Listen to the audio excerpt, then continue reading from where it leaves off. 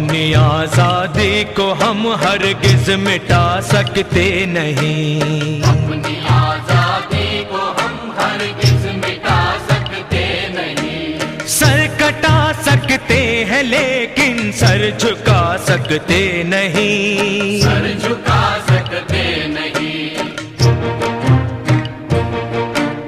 हमने सदियों में ये आजादी की नेमत पाई है। सैकड़ों कुर्बानियां देकर ये दौलत पाई है।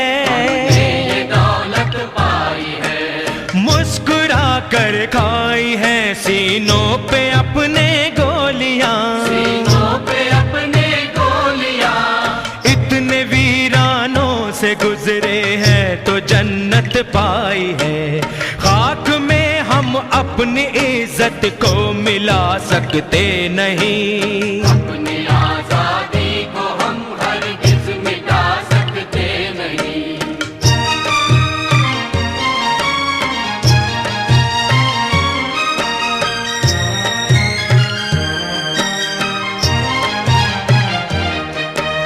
क्या चलेगी जुल्म की अहले वफा के सामने। वफा के सामने आ नहीं सकता कोई शोला हवा के सामने। हवा के सामने लाख फौजें लेके आए अमन का दुश्मन कोई। फौजें लेके आए अमन का दुश्मन कोई। रुक नहीं सकता हमारी एकता के सामने। हम वो पत्थर हैं जिसे दुश्मन हिला सकते नहीं। अपनी आजादी को हम हरगिज मिटा सकते। Before we start the special assembly for today, I have an announcement for the students of standard 6th to standard 12th. On this eve, CBSE is organizing a quiz on Constitution of India. That's the theme. And we are going to conduct that quiz today sometime after the clubs for the high school.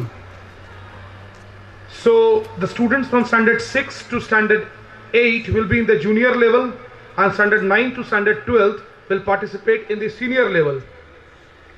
So those students who are interested will raise their hands once I instruct you to do so. You have to bring just a pencil and a rubber. The questions will be of multiple choice nature. There will be approximately 50 questions that you have to attempt, and you will get an hour for doing that. So it's open for all. All those who are interested to participate in this quiz shall raise their hands. So for middle school, standard 6 to 8, so I'm including 8th standard also in middle school right now. So standard 6 to 8, those who are interested, could you please raise your hands. 6 to 8.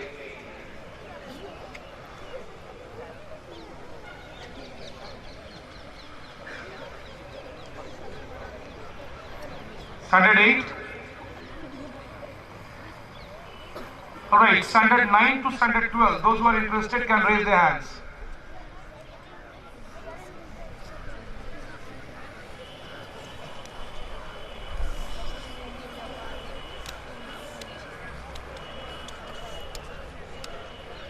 Keep your hands raised for some time as Krishnakant sir is counting the number. Okay, so the place for the high school will be the conference room near the +2 classes in the second floor, the conference room. And middle school students will assemble in the middle school assembly area after they complete their tests. So middle school students, you have a test today. After you complete your test, you will assemble in the middle school assembly area. When we pray, God hears more than we say. He answers more than we ask. He gives more than we imagine. But in His own time, in His own way. So keep faith. So here comes the prayer song group. एक पल को तू नजर झुका, झुक जाए sir जहां वहीं मिलता है रब का रास्ता। मेरी किस्मत तू बदल दे, रख हिम्मत बस चल दे, मेरे साथी तेरे कदमों के हैं निशान। तू न जाने आस पास है खुदा, तू न जाने आस पास है खुदा, तू न जाने आस पास है खुदा, तू न जाने आस पास है खुदा। Unlike a drop of water which loses its identity when it joins the ocean, man does not lose his being in the society in which he lives. Man's life is independent. He is not born for the society's development alone. He is born for the development of his self. With this thought of Dr. Bhimrao Ramji Ambedkar, we wish you all a very warm good morning.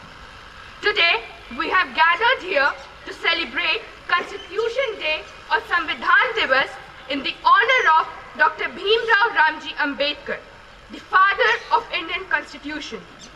I now request Father Principal, Cyprian Sir, Devabrat Sir, Sister Sujita, Father Roshner and our school captain Abhishek Emmanuel Suraj to please come up and light the lamp and garland the portrait of Dr. Bhimrao Ramji Ambedkar.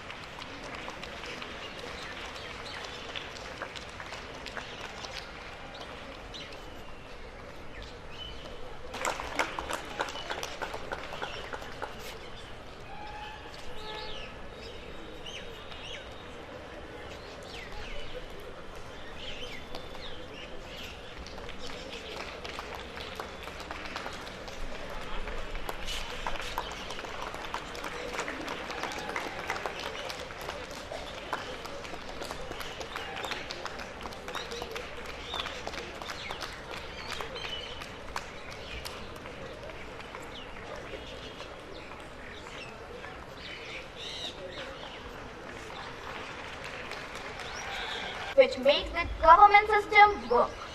It lays down the framework defining fundamental rights, directive principles and duties of citizens. The Constitution was adopted by the Indian Constituent Assembly on 26 November 1949 and came into effect on 26 January 1950. It was drafted by the members of Constituent Assembly, which was elected by the elected members of provincial assemblies. We celebrate Constitution Day every year on 26 November in the memory and honor of Dr. Bhimrao Ramji Ambedkar.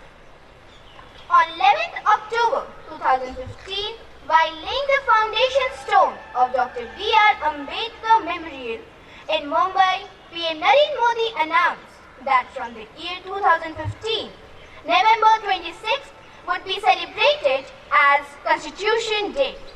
It was earlier celebrated as Law Day. Constitution Day is not a public holiday. Various departments of government celebrate Constitution Day. There are various programs held in almost every school all over India. And when we talk about Samvidhan or Samvidhan Divas, the first thing that comes into our mind is the preamble, the first and the most important part of Indian Constitution.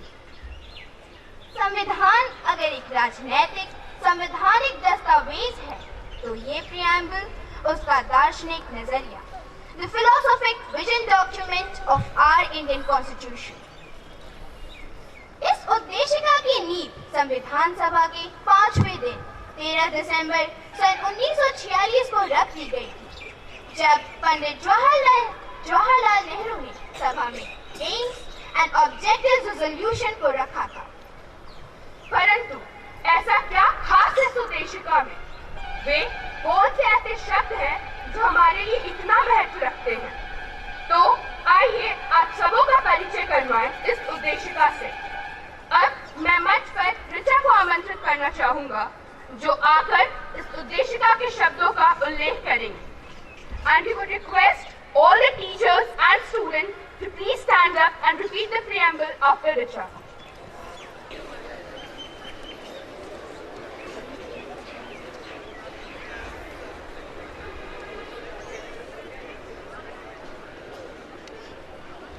We, the people of India, having solemnly resolved to constitute India into a socialist, secular, democratic republic, and to secure to all its citizens justice, social, economic and political, liberty of thought and expression, belief, faith and worship, equality of status and of opportunity, and to promote among them all fraternity, assuring the dignity of the individual and the integrity of the nation.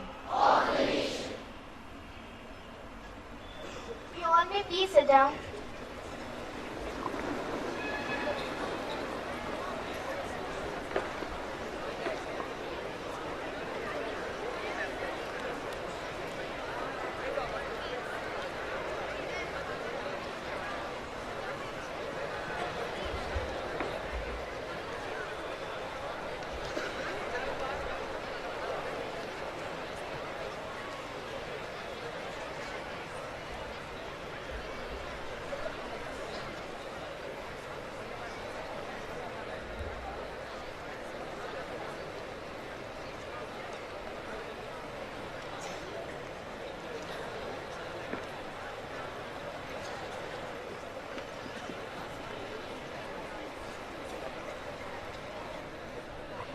In today's fast-forward world, of all the serious problems, child labor is emerging as a critical one.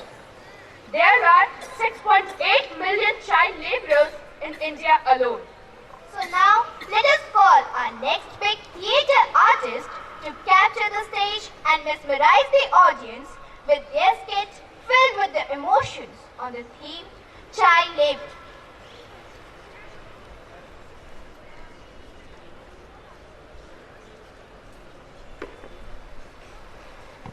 बचपन कितना मधुर, कितना मासूम और कितना सरल होता है।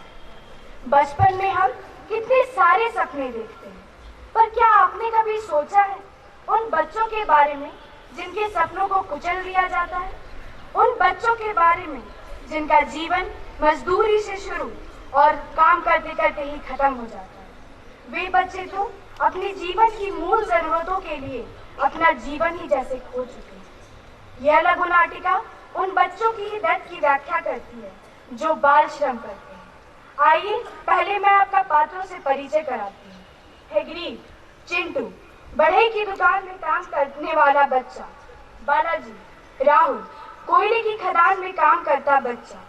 अनिमेश, छोटू, बाबा the dhaba में काम करता बच्चा। आदर्श, सुनील, घरेलू नौकर। अलीशा, गुड्डी, कचरा चुनने वाली बच्ची। प्रियम, मिथिलेश, विकलांग भिखारी। आर्यन, चंदू, पटाखों की दुकान में काम करने वाला बच्चा। शिफर, मुन्नी, जरी मोती वाली फैक्ट्री में काम करने वाली बच्ची। अरे यार, टीवी पे कुछ अच्छी फिल्म ही नहीं दे रही है और ये सोफा कितना पुराना हो गया। माँ, इस पुराने सोफे को बेच दो और एक नया सोफा लेते आओ। आपकी मांगे तो बढ़ती ही जाती है, पर आपकी इन बेकार मांगों को पूरा कौन करता है? आपकी माँ? जी नहीं। आपकी इन बेकार मांगों को मेरे जैसे छोटे छोटे बच्चे अपने नन्हे हाथों से पूरा करते हैं। अगर आपकी माँ आपको बस एक कुर्सी को उठाकर एक कमरे से दूसरे कमरे में रखने के लिए बोलती है तो आप उन पर चिल्ला कर बोलते हैं, माँ क्या तुम अंधी हो गए हो? तुम्हें दिखाई नहीं देता मैं इतनी भारी कुर्सी को एक कमरे से उठाकर दूसरे कमरे में कैसे रखूंगा? पर सोचिए हमारे दिल पर उस समय क्या गुजरती होगी जब मालिक हमें उन घने जंगलों में भेजता है, मोटी मोटी लकड़ियों को काट कर अपने इस कंधे पे लाद कर लाने के लिए, वो भी इज्जत से नहीं, ऐसे, ए चिंटू उस जंगल में जा और मोटी लकड़ियों काट कर अपने इस कंधे पर लाद कर आ। और इसके बदले हमें मिलती क्या है? वही परसों की सूखी रोटी और कल की बासी दाल। अगर आप बीमार रहते हैं तो उस पलंग पर लेटे रहते हैं तो आपके आसपास में मेजें रहती हैं जिन पे आपकी दवाइयां रखी रहती हैं, पर जब हम बीमार पड़ते हैं तब भी हम उस काल कोठरी में बैठकर आपके लिए पलंग बनाते रहते हैं। माँ, मुझे ठंड लग रही है, जरा कोयला जला दो। कोयला जिससे आप गर्मी महसूस करते हैं वे आती कहाँ से है? आपको लगता होगा कि यह कोयला वे लोग लाते हैं जो साइकिल पर कोयला कोयला 120 रुपए बोरे ले लो ऐसे चिल्लाते हैं। जी नहीं, उन्हें कोयले हम देते हैं अपने इन नन्हे हाथों से तोड़कर। यदि आप कोयले से जल जाते हैं तो आपकी माँ कोई ना कोई घरेलू नुस्खा निकाल ही लेती है, लेकिन अगर हम जल जाएं तो हमें देखने वाला कौन? कोई नहीं। हम कार्बन मोनोऑक्साइड जैसी जहरीली गैस के बीच घुट घुट कर कोयला लाते हैं सिर्फ और सिर्फ आपके लिए। और यह बात तो मैं बताना ही भूल गया कि मैं राहुल, नाम तो सुना ही होगा, किंतु मैं वह राहुल नहीं जिसके पिताजी प्रधानमंत्री थे। मैं तो एक गरीब माँ बाप का बेटा हूँ। नियति के हाथों से निर्मित मैं एक व्यंग चित्र हूँ। खेलने कूदने की उम्र में मैं बाल मजदूर बन गया और मैं राहुल से राहुलवा बन गया। ए छोटू, 2 कप चाय ले आना। अभी लाए मेम साहब। मैं हूँ छोटू, बाबा दा ढाबा में काम करने वाला एक बाल मजदूर। मेरा मालिक मुझसे बहुत काम कर रहा था। छोटू ये करो, छोटू वो करो, इधर जाओ उधर जाओ, बर्तन लाओ बर्तन गिरा चक। ये होता है मेरे से। मैं कर भी क्या सकता हूँ, मैं तो छोटू हूँ ना। इस छोटू के चक्कर में मैं तो ये भी भूल गया कि मेरे माता पिता ने मेरा नाम क्या रखा था। एक बार की बात है, मेरे हाथों में गर्म तेल गिर गई थी। उस समय मैं दर्द से सकपका गया। मैंने मालिक को अपनी ओर आते हुए देखा। मुझे लगा कि वो मेरे चोट पर मलहम लगाने आ रहा है, पर उसने तो नमक का डब्बा उठाया और मेरे सर पर छिड़क दिया। उस समय जो दर्द होता है ना, वो मैं आपको नहीं बता सकती। वहाँ कोई नहीं है मुझे प्यार करने वाला, मेरा दर्द समझने वाला, सिर्फ और सिर्फ मारने वाला। और इतनी कड़ी मेहनत करने के बाद मुझे मिलता क्या है? सिर्फ 1 कप चाय और 1 सूखी रोटी। इतना में मेरा क्या होगा? मालिक कहता है तू तो बच्चा है, तेरा पेट तो छोटा है, कितना खाएगा? मुझे इसी में अपना गुजारा करना पड़ता है। आप मेरा दर्द कभी नहीं समझ पाएंगे। इस छोटू पे क्या बीतती है आप ये कभी नहीं समझ पाएंगे। मुझ जैसे सैकड़ों बच्चे जो इस तरह के ढाबे में काम करते हैं, उनका दर्द आप कभी नहीं समझ पाएंगे। कभी नहीं, कभी नहीं। जब मैं 8 साल का था तब मेरे पिताजी का देहांत हो गया। मेरे घर में केवल मेरे पिता ही कमाने वाले थे। उनके जाने के बाद हमारे घर की आर्थिक स्थिति बहुत ही गंभीर हो गई। इसीलिए मेरी माँ ने अपने दिल पर पत्थर रखकर मेरे पड़ोसी के कहने पर मुझे शहर कमाने के लिए भेज दिया। वैसे तो मैं शहर कमाने के लिए गया, लेकिन वह मुझे अपने घर के काम कराने लगा। मैंने कहा मुझे काम नहीं करना, मुझे घर जाना, लेकिन उसने मेरी एक नहीं सुनी। और मैं करता भी क्या। अगर मैं यह सब काम नहीं करता तो मेरी माँ और मेरी बहन दोनों भूखे मरती। इसीलिए गरीबी मेरी मजबूरी है कि मुझे काम करना पड़ रहा है। कूड़ेदान। कूड़ेदान तो सभी के घरों में होते हैं, लेकिन आप उन कूड़ों को फेंकते कहाँ हैं? रोड के किनारे पड़े उस बड़े से कूड़ेदान में या फिर नालियों में? आपने वहाँ पर ज्यादातर कुत्तों या गायों को अपना खाना खोजकर खाते देखा होगा, लेकिन वहाँ पर हम जैसे बच्चे भी जाते हैं। हम जैसे गरीब और लाचार बच्चे जाते हैं। उन्हीं कूड़ों के बीच से कुछ मिले तो खाते हैं और कुछ पहनते हैं। ऐसी होती है हम जैसे बच्चों की जिंदगी।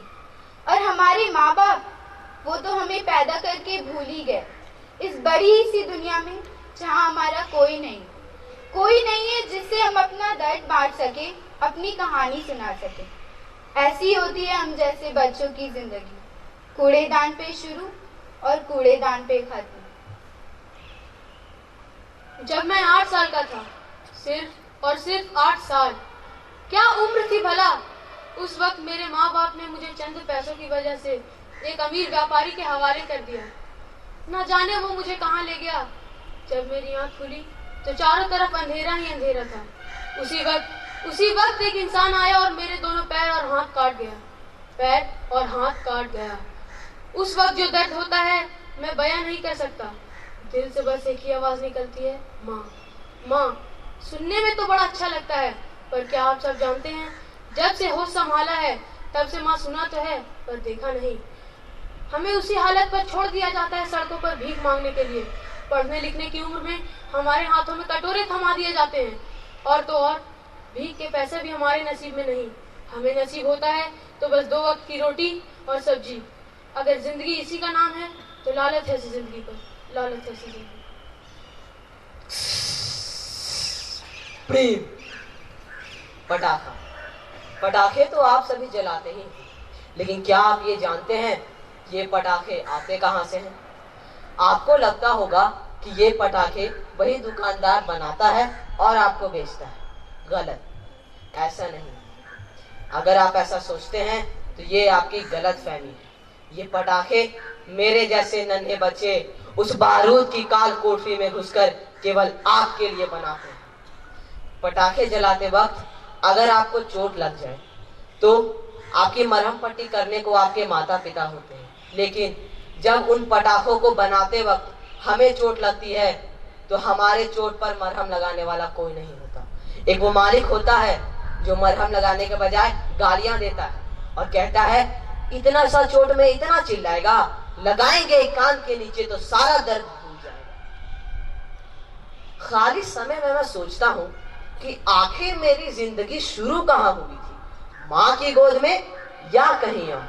लेकिन मैं यह जरूर जानता हूँ कि मेरी जिंदगी उसी बारूद की काल कोठरी में खत्म होगी, उसी बारूद की काल कोठरी में खत्म होगी। कोई पत्नी अपने पति से कहती है, सुनिए जी, इस बार दिवाली में मुझे वो जरी वाली लाल साड़ी ही ला कर देना। तो कोई बहन अपने भाई से कहती है, भैया इस बार आओगे ना तो मुझे वो जरी वाला लहंगा ही ला कर देना। यही है आजकल के लोगों की फरमाइशें। मगर क्या इन लोगों को पता है कि यह काम कौन करता है? यह काम हम जैसे नन्हे बच्चे करते हैं। यह काम हमसे करवाया जाता है। ठीक इसी तरह झुककर हम ये काम करते हैं, और दिन भर देर रात काम करने के बाद हमें क्या मिलता है? सिर्फ और सिर्फ 2 सूखी रोटी और 1 कप चाय, और हमारा पेट भर जाता है। आखिर एक नन्हे से बच्चे का ही तो पेट है ना, भर जाता है। आप सबकी तरह मेरी भी कुछ ख्वाहिशें थी कि पढ़ाई करूं, अच्छे कपड़े पहनूं, स्कूल जाऊं, मगर ये सब मेरे नसीब में काम। और मेरे माँ बाप, मुझे तो यह भी नहीं पता कि मेरे माँ बाप है भी या नहीं, पर किसी तरह इस उम्मीद में मैं यहाँ हूँ कि मेरे माँ बाप यहाँ जरूर आएंगे, मुझे मेरे घर ले जाएंगे। यह रोती बिलखती जिंदगी, सड़कों पर खोता बचपन, धुएं और शोर के बीच अश्कों में खोता बचपन। धन्यवाद।